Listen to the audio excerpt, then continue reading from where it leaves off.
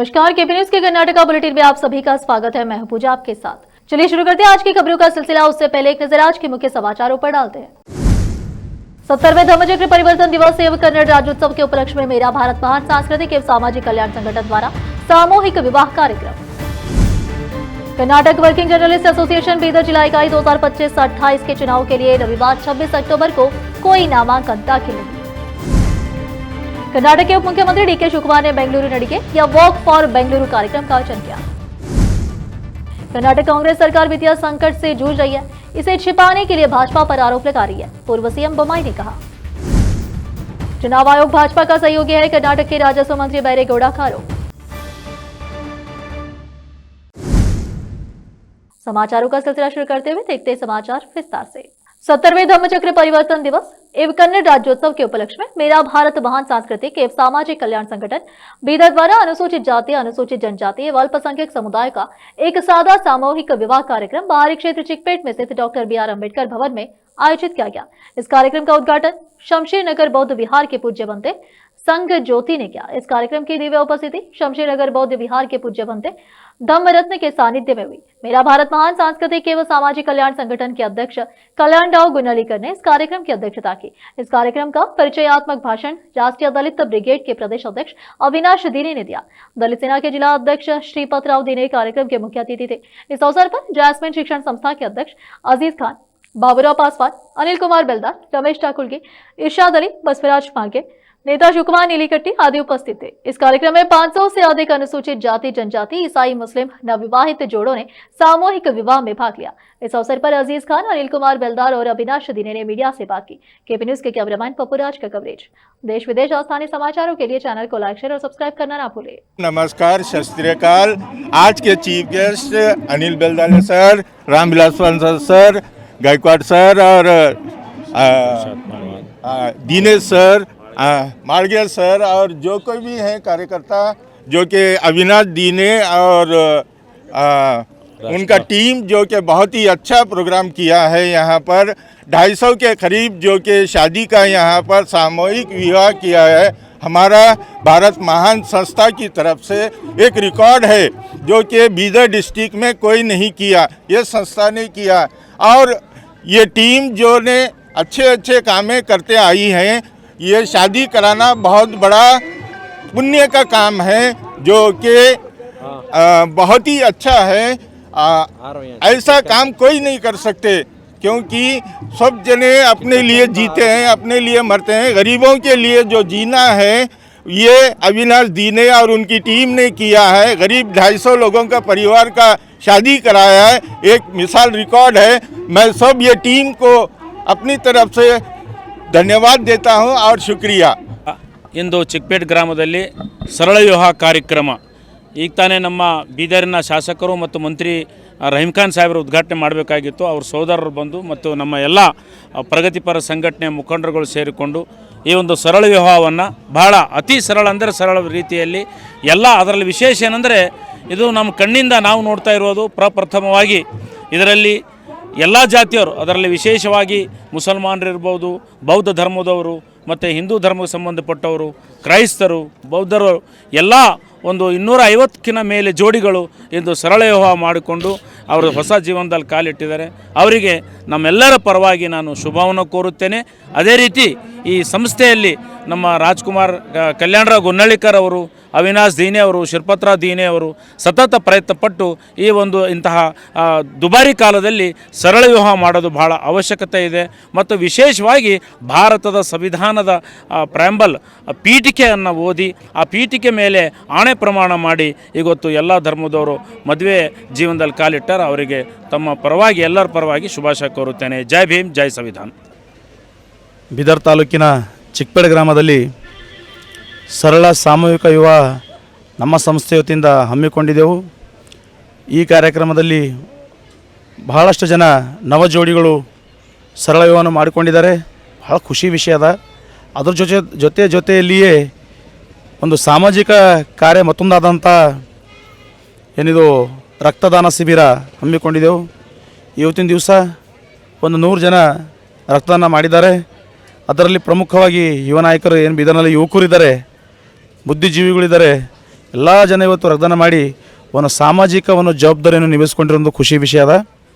ಈ ಕಾರ್ಯ ಹಿಂಗೆ ಮುಂದುವರಿಲಿ, ನಮ್ಮೆಲ್ಲ ಸಪೋರ್ಟ್ ಮಾಡಿರೋಂಥ ನಮ್ಮೆಲ್ಲ ಯುವಕರಿಗೆ ಒಂದು ಶುಭ ಹಾರೈಸ್ತಾ ಈ ಕಾರ್ಯಕ್ರಮದಲ್ಲಿ ಆಗಮಿಸುವಂಥ ಎಲ್ಲ ನವ ಜೋಡಿಗಳೇ ಮತ್ತೊಂದು ಸರಿ ಹಾರೈಸುತ್ತಾ ನನ್ನ ಮಾತು ಮುಗಿಸ್ತೀನಿ. ಜೈ ಭೀಮ್, जय कर्नाटक। अविनाश दीने। कर्नाटक वर्किंग जर्नलिस्ट एसोसिएशन की बीदर जिला इकाई के 2025-28 के चुनाव के लिए रविवार 26 अक्टूबर को कोई नामांकन दाखिल नहीं किया गया। चुनाव अधिकारी शशि ने कहा कि नामांकन प्रक्रिया 19 अक्टूबर से शुरू हो गई है। हालांकि अभी तक किसी भी पद के लिए कोई नामांकन दाखिल नहीं किया गया। नामांकन दाखिल करने की अंतिम तिथि 27 अक्टूबर है। नामांकन कार्यालय समय के दौरान सुबह 11 बजे से दोपहर 3 बजे तक दाखिल किया जा सकता है। नामांकन पत्रों की जांच 28 अक्टूबर को होगी और नामांकन वापस लेने की अंतिम तिथि 30 अक्टूबर है। इसके बाद उम्मीदवारों की अंतिम सूची जारी की जाएगी।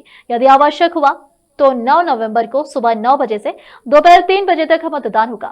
विशेष संवाददाता की रिपोर्ट। देश विदेश और स्थानीय समाचारों के लिए चैनल को लाइक, शेयर और सब्सक्राइब करना ना भूलें। रुकते समाचारों का सिलसिला एक ब्रेक के लिए, जल्द लौटते हैं ब्रेक के बाद।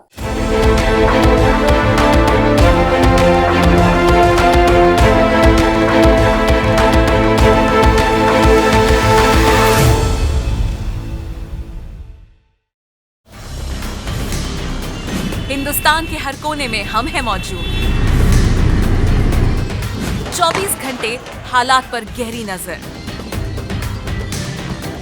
खबरों से जुड़े चुपते सवालात और आपको दिखाता है धार्मिक, सामाजिक, राजनीतिक, लोकल और इंटरनेशनल न्यूज की सबसे बेहतर कवरेज जो आपको रखती है हर पल बाखबर। देश और दुनिया भर की खबर के लिए देखते रहें KP news 24/7। Noor education trust Bidar की ओर से चलाया जाने वाला नूर एमएड और BEd college Bidar, recognized by NCTE Delhi, affiliated to Bidar University, Bidar. Admissions open for the academic year 2025 to 26. विशेषज्ञ और सक्षम शिक्षकों द्वारा शिक्षा प्राप्त करने के लिए नूर एमएड और बीएड कॉलेज बीदर में दाखिला लें और शांत वातावरण में उच्च स्तरीय शिक्षा प्राप्त करें। बीदर शहर में बेहतर शिक्षा का एकमात्र केंद्र नूर एमएड और BEd college Bidar. For more details contact Noor colony near horticulture centre, Haladgiri के Hyderabad road, Bidar 585403 Karnataka, India. Phone numbers 9945283920, 8050172745।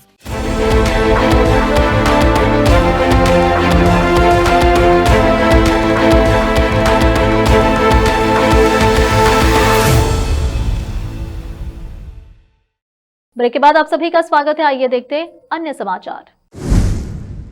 Karnataka के उप मुख्यमंत्री डीके शिवकुमार ने गांधी उद्यानवन भारत नगर में बेंगलुरु नडिगे वॉक फॉर बेंगलुरु कार्यक्रम आयोजित किया और स्थानीय लोगों के साथ बातचीत की, उनकी चिंताओं को सुना। पूर्व मुख्यमंत्री और हावेरी से सांसद बसवराज बोम्मई ने दावा किया कि कर्नाटक सरकार वित्तीय संकट में और इसे छिपाने के लिए भाजपा सांसदों पर आरोप लगा रही है। बोम्मई ने बेंगलुरु में संवाददाताओं से कहा कि आरएसएस के खिलाफ सरकार का आदेश संविधान का उल्लंघन है और यह अदालतों में कानूनी कसौटी पर खरा नहीं उतरेगा। सांसद ने कहा, आरएसएस के कार्यक्रमों से खुद को दूर रखने का कोई सवाल ही नहीं उठता। यह एक स्वतंत्र देश है, हमें अभिव्यक्ति की स्वतंत्रता, व्यक्तिगत स्वतंत्रता, सामाजिक और धार्मिक स्वतंत्रता प्राप्त है। आरएसएस के खिलाफ राज्य सरकार का आदेश मूल संविधान के खिलाफ है और किसी भी अदालत में टिक नहीं पाएगा। अन्य संगठनों द्वारा जुलूस निकालने की अनुमति मांगने पर उन्होंने कहा, कोई भी जुलूस निकाल सकता है, हमारा देश बड़ा है और हर संगठन को समान अवसर मिलना चाहिए। इस मामले में अदालत ने सही फैसला दिया। बोम्मई ने कहा कि सरकार को 2 नवंबर के जुलूस के लिए एहतियाती कदम उठाने की चेतावनी दी गई है और आयोजन की अनुमति देते समय कानून व्यवस्था बनाए रखने का निर्देश दिया गया है। हर जगह जुलूस निकाले गए, केवल कुछ जगहों पर ही आपत्तियां और व्यवधान उत्पन्न हुए। सरकार के अपने ही आदेश से भ्रम की स्थिति पैदा हुई है। कर्नाटक के राजस्व मंत्री कृष्णा बैरेगौड़ा ने कांग्रेस के वोट चोरी हस्ताक्षर अभियान की शुरुआत की। गौड़ा ने आरोप लगाया कि भाजपा और भारत का चुनाव आयोग देश के चुनाव प्रणाली को नष्ट करने की कोशिश कर रहा है। गौड़ा ने कहा कि देश भर में मतदाता धोखाधड़ी हो रही है क्योंकि चुनाव आयोग भाजपा के सहयोगी के रूप में काम कर रहा है। नतीजतन चुनाव प्रक्रिया को कमजोर किया गया है। अगर चुनाव प्रणाली को नष्ट कर दिया जाए तो भाजपा के लिए जीतना आसान है। चुनाव आयोग और भाजपा दोनों इस अवैधता में संयुक्त रूप से शामिल है। उन्होंने बताया कि महादेवपुरा में लगभग 35,000 फर्जी वोट सूची में जोड़ दिए गए, जबकि आलंद में 6,000 असली मतदाताओं के नाम सूची से हटा दिए गए। उन्होंने कहा कि लेकिन यह घोटाला रुक गया क्योंकि विधायक BR पाटिल के ध्यान में सही समय पर यह बात आ गई, वरना इतने सारे वोट सूची से हटा दिए जाते। इससे चुनाव के नतीजों पर भी असर पड़ता। फिर से रुकते समाचारों का सिलसिला एक ब्रेक के लिए, जल्द लौटते हैं ब्रेक के बाद। नूर एजुकेशन ट्रस्ट बीदर की ओर से चलाया जाने वाला नूर एमएड और BEd college Bidar, recognized by NCTE Delhi, affiliated to Bidar university Bidar. Admissions open for the academic year 2025 to 26. विशेषज्ञ और सक्षम शिक्षकों द्वारा शिक्षा प्राप्त करने के लिए नूर एमएड और बीएड कॉलेज बीदर में दाखिला लें और शांत वातावरण में उच्च स्तरीय शिक्षा प्राप्त करें।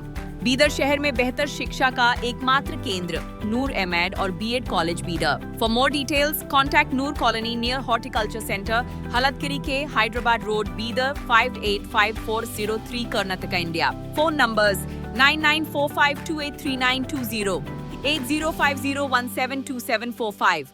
ब्रेक के बाद आप सभी का स्वागत है। आइए देखते हैं अन्य समाचार। उच्च न्यायालय ने पूर्व मुख्यमंत्री BS येडियुरप्पा द्वारा दायर याचिका पर अपना आदेश सुरक्षित रख लिया है, जिसमें उन्होंने पॉक्सो अधिनियम के तहत उनके खिलाफ दर्ज एक मामले में निचली अदालत द्वारा लिए गए संज्ञान को चुनौती दी है। 81 वर्षीय भाजपा नेता पर 2 फरवरी 2024 को बेंगलुरु के संजय नगर स्थित अपने आवास पर 17 वर्षीय एक लड़की का यौन उत्पीड़न करने का आरोप है। लड़की की मां, जिनका अब निधन हो चुका है, कथित तौर पर अपनी बेटी से जुड़े एक पुराने यौन उत्पीड़न मामले में मदद के लिए येडियुरप्पा से मिली थी। उनकी शिकायत के बाद बेंगलुरु पुलिस ने 14 मार्च 2024 को एक प्राथमिकी दर्ज की। यह दूसरी बार है जब येडियुरप्पा ने निचली अदालत के संज्ञान आदेश के खिलाफ उच्च न्यायालय का दरवाजा खटखटाया। न्यायमूर्ति M नागप्रसन्ना की अध्यक्षता वाली पीठ ने उनकी पूर्व याचिका स्वीकार कर ली और आदेश को बिना सोचे समझे जारी किया गया, मानते हुए रद्द कर दिया और निचली अदालत को मामले पर नए सिरे से विचार करने का निर्देश दिया। वर्तमान कार्यवाही के दौरान न्यायमूर्ति MI अरुण की पीठ ने इस बात की जांच की कि क्या निचली अदालत ने दोबारा संज्ञान लेने से पहले मामले की सामग्री का उचित पुनर्मूल्यांकन किया था। आगे यह भी दलील दी गई क्योंकि संज्ञान आदेश की वैधता स्वयं न्यायिक विचाराधीन है। कर्नाटक के कब्बन पार्क में बेंगलुरु वॉक का आयोजन किया गया, जिसमें कर्नाटक के डिप्टी CM DK शिवकुमार शामिल हुए। डिप्टी CM DK शिवकुमार को देखकर वहां लोगों की भीड़ उमड़ पड़ी। DK शिवकुमार ने भी वहां मौजूद लोगों से बात की। इस दौरान छोटे बच्चों ने भी अपने पास के सांप रायन DK शिवकुमार से बात की। मंगलुरु में भारतीय तटरक्षक बल ने साहसिक खोज एवं बचाव अभियान में 31 मछुआरों को बचाया। कर्नाटक राज्य विधानमंडल का शीतकालीन सत्र 8 दिसंबर से बेलगावी में शुरू होने की संभावना है। विधान परिषद के अध्यक्ष बसवराज होरटी ने कहा है कि इस संबंध में अगले सप्ताह बेलगावी के उपायुक्त के साथ एक बैठक होगी। उन्होंने बताया कि शीतकालीन सत्र पर मुख्यमंत्री सिद्धरामैया के साथ चर्चा हो चुकी है, जिन्होंने भी कार्यक्रम पर सहमति जताई है। उत्तर कर्नाटक के कुछ निर्वाचित प्रतिनिधियों द्वारा क्षेत्र से संबंधित मुद्दों पर चर्चा नहीं करने पर नाराजगी व्यक्त करते हुए होरटी ने कहा कि उत्तर कर्नाटक पर चर्चा के लिए 2 दिन बुधवार और गुरुवार आरक्षित रखे जाएंगे। होरटी ने आगे कहा है कि दक्षिण कर्नाटक के निर्वाचित प्रतिनिधि अपने क्षेत्र से जुड़े मुद्दों पर सक्रिय रूप से चर्चा करते हैं, जबकि उत्तर कर्नाटक के प्रतिनिधि पर्याप्त रुचि नहीं दिखाते। उन्होंने कहा कि राज्य के कुछ नेता नवंबर क्रांति की बात कर रहे हैं, लेकिन असली जरूरत विकास कार्यों पर चर्चा और उन्हें आगे बढ़ाने की है। फिर से एक नजर मुख्य समाचारों पर। 70वें धम्मचक्र परिवर्तन दिवस एवं कन्नड़ राज्योत्सव के उपलक्ष्य में मेरा भारत महान सांस्कृतिक एवं सामाजिक कल्याण संगठन द्वारा सामूहिक विवाह कार्यक्रम। Karnataka working journalist association Bidar जिला इकाई 2025-28 के चुनाव के लिए रविवार 26 अक्टूबर को कोई नामांकन दाखिल नहीं। कर्नाटक के उप मुख्यमंत्री DK शिवकुमार ने बेंगलुरु नडिगे या वॉक फॉर बेंगलुरु कार्यक्रम का आयोजन किया। कर्नाटक कांग्रेस सरकार वित्तीय संकट से जूझ रही है, इसे छिपाने के लिए भाजपा पर आरोप लगा रही है, पूर्व CM बोम्माई ने कहा। चुनाव आयोग भाजपा का सहयोगी है, कर्नाटक के राजस्व मंत्री बैरेगौड़ा का आरोप। केपी न्यूज के कर्नाटक की बुलेटिन में इस वक्त के लिए इतना ही। आप देख रहे थे केपी न्यूज का कर्नाटका बुलेटिन। अन्य समाचारों के लिए जुड़े रहे हमारे चैनल से, केपी न्यूज 24/7 से। अन्य जानकारी के लिए हमारे चैनल को लाइक, शेयर और सब्सक्राइब करना ना भूलें। धन्यवाद।